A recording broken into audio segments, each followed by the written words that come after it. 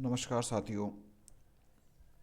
स्वागत आप सभी का फिर से पी के एडवांस साइको यूट्यूब चैनल पर। मित्रों, चर्चा हम करेंगे केवीएस की एग्ज़ाम हो चुकी है और इसके बारे में कट ऑफ कितनी रह सकती है उसके बारे में भी सभी लोगों ने बताया है और लगभग सही है। जहाँ तक संभावनाएं हैं उतनी ही रहनी है, हमने भी बताया है पुराने वीडियोज़ में। आज हम जो चर्चा करेंगे कि जो केबीएस का जो इंटरव्यू है उसके लिए हमें क्या तैयार करना है, किस तरह से तैयार करना है। इंटरव्यू का जो मार्क्स का जो लेवल है वो कितना रहना है, सत एग्ज़ाम का था वो कितना था, इंटरव्यू का जो परसेंटेज है वो कितना रहने वाला है, इंटरव्यू में भी कितने कितने मार्क्स की क्या क्या चीज़ें होने वाली है। इन सारी चीज़ों पर आज हम चर्चा करेंगे। देखिए, आप सभी एग्ज़ाम दे चुके हैं और एग्ज़ाम में आप सभी को पता है कि 70% जो था आपका रिटर्न एग्ज़ाम का था। 70% मित्रों आपका किसका था? रिटर्न एग्ज़ाम के लिए जो आपके अंक निर्धारित थे वो 70% तो आपके रिटर्न एग्ज़ाम के अंक लिए जाएंगे। बाकी जो रहे 30% अंक हैं वो मित्रों आपके किसके लिए जाएंगे? इंटरव्यू के माध्यम से वो आपके लिए जाएंगे। इस तरह से ये 100% का रेशो आपका पूरा होगा। तो सबसे पहले तो ये दिमाग में क्लियर करें कि आप एग्ज़ाम दे चुके हैं, उसमें जो करना था आप कर चुके, अर्थात इसमें अब कुछ चेंजेस नहीं हो सकता। आपने जितने क्वेश्चन किए आप सभी ने मिला भी लिए होंगे, देख भी लिए होंगे और आपको ये भी पता चल गया होगा कि हम किस स्थिति में हैं, क्या इंटरव्यू कॉल हमारे लिए आएगा या नहीं। तो उसके लिए हम वीडियोज़ बना चुके हैं कि कितने नंबर वाले इंटरव्यू कॉल में शामिल हो सकते हैं। तो जो विद्यार्थी उस रेशो में आ रहे हैं तो अब उनके लिए आगे क्या करना है, अर्थात इंटरव्यू की तैयारी उन्हें करनी है। इसमें जो मुख्य मुद्दा है दोस्तों, इंटरव्यू भी आपके दो स्टेप में होता है और दो तरीके से उसके भी अंक निर्धारित हैं इंटरव्यू के।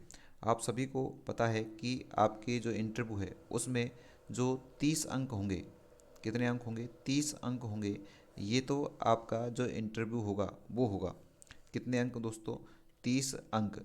और इस दूसरे चरण में आपकी एक टीचिंग होगी जिसे अपन कहते हैं डेमो टीचिंग। कौन सी टीचिंग? डेमो टीचिंग अपन जिसे कहते हैं, वो भी आपकी कितने अंकों की होगी दोस्तों? 30 अंक की होगी। अब ये दोनों ही बड़े इम्पोर्टेंट हैं कि सर इसमें से किसको तैयार करें, तो दोनों को ही तैयार करना है। लेकिन डेमो टीचिंग से पहले आपका क्या हो जाएगा? ये इंटरव्यू हो जाएगा जो आपके पर्सनैलिटी पर, आपकी जो सब्जेक्ट की नॉलेज है उस पर, आपकी सारी जो अन्य जो अदर जो स्किल्स हैं उनके बारे में पहले आपसे जाना जाएगा और इसके अंक निर्धारित हैं कितने? 30 अंक। तो डेमो टीचिंग तो बात का विषय है। पहला विषय कौन सा है दोस्तों? ये। तो सबसे पहले हम इसमें क्या सुधार करें, किस तरह से इसको तैयार करें? आप सभी को पता है कि पहले स्टेप में ये है, अगर आपका यह प्रभावी नहीं रहा, इसका प्रभावी होना बहुत आवश्यक है। अगर ये प्रभावी नहीं रहा और आपकी डेमो टीचिंग कितनी भी प्रभावी है तो इसका प्रभाव आपका निश्चित रूप से आपके अंकों पर पड़ेगा। इसलिए सबसे पहला कार्य हमें किसका होगा? जो हमारी पर्सनैलिटी है इसमें हमें सुधार करना होगा, हमारे स्किल्स हैं उसमें हमें सुधार करना होगा। इसको हमें इम्प्रेसिव बनाना है। पहले चरण को हमें क्या बनाना है? इम्प्रेसिव बनाना है। अगर हमने इसको इम्प्रेसिव बना लिया तो यहाँ पर आपका कॉन्फिडेंस लेवल अच्छा होगा और आपकी जो डेमो टीचिंग है उस पर निश्चित रूप से आपका जो है पॉजिटिव इफेक्ट देखा जाएगा। तो सबसे पहला काम है कि हम अपनी विषय की नॉलेज को एक अच्छे से तैयार करके जाएं।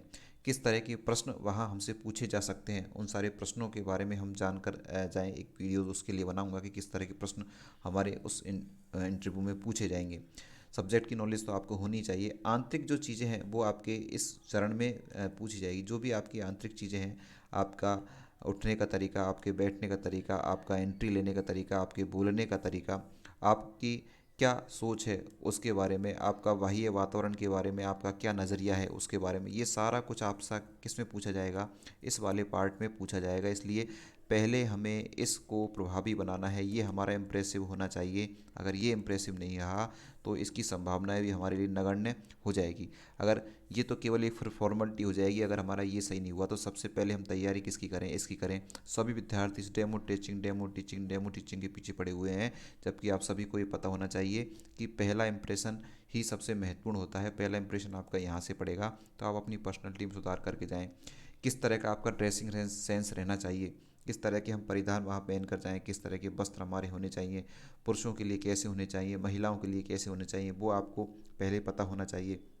एक सिंपल सोवर और जिसमें आप कंफर्ट महसूस कर सकें, इस तरह के आपको जो आपके जो ड्रेसिंग सेंस है वो इस तरह का होना चाहिए। आपकी जो लैंग्वेज है, चाहे आप हिंदी करें या प्रेफर इंग्लिश करें, वैसे इंग्लिश का ज़्यादा वेटेज रहता है, लेकिन हिंदी भी करें तो आप उसमें बिल्कुल पूरी तरह से निपुण हो, उसी का अच्छे से प्रयोग करें। इंग्लिश में आपको करना है तो वो भी आपके लिए इम्प्रेसिव होगा। तो ये सारी चीज़ों को आप पहले देखें, ये पहले पार्ट में आपका जाँच लिया जाएगा। उसके बाद में अगर ये पार्ट आपका अच्छे से हो गया तो फिर आपका कौन से नंबर पर आएगा, दूसरा डेमो टीचिंग। डेमो टीचिंग को आप अच्छे से तैयार कर सकते हो, उसके लिए समय है। ये एक समस्या नहीं है, समस्या कौन सी हमारी होगी, यहाँ पर ये समस्या होगी, यही हमारे कॉन्फिडेंस को निर्धारित करेगा, यही हमारी डेमो टीचिंग को निर्धारित करेगा। इसलिए सबसे प्रभावी चीज़ क्या है, ये वाला जो पार्ट है ये सबसे प्रभावी है, इसलिए आप इसको अच्छे से तैयार करें। इसमें कौन कौन से जो चीज़ें हैं जिनका हमें ध्यान रखना है, उसके लिए अलग से आपके लिए वीडियोज़ बनाऊंगा, तो आप उसको ज़रूर देखना। और यहाँ डेमो टीचिंग किस तरह से हमें देनी है, किस तरह की चीज़ों का डेमो टीचिंग में हमें ध्यान रखना है, किस तरह के मेथड्स का हमें किस टॉपिक को पढ़ाने के लिए किस तरह का मेथड हमें यूज़ में लेना चाहिए, उसकी डेमो टीचिंग भी हम बाय बिल्कुल बोर्ड पर उसके लिए तैयार कर रहे हैं। तो आप उसको भी यहाँ से ज़रूर देखें। लेकिन पहला पार्ट हमारा कौन सा होगा, यहाँ होगा।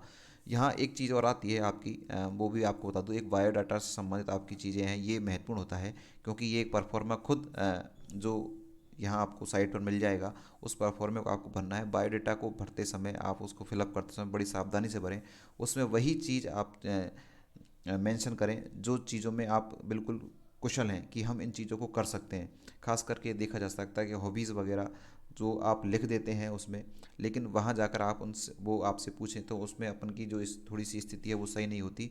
तो जो आपकी हॉबीज़ हैं वो टीचिंग स्किल्स को किस तरह से प्रभावित कर सकती है, शिक्षण में उस हॉबीज़ का क्या उपयोग है, इन सारी चीज़ों के आधार पर ही आप किसका निर्धारण करें, अपनी हॉबीज़ का निर्धारण करें और वही चीज़ उसमें मेंशन करें जो आप वहाँ करके दिखा सकते हैं।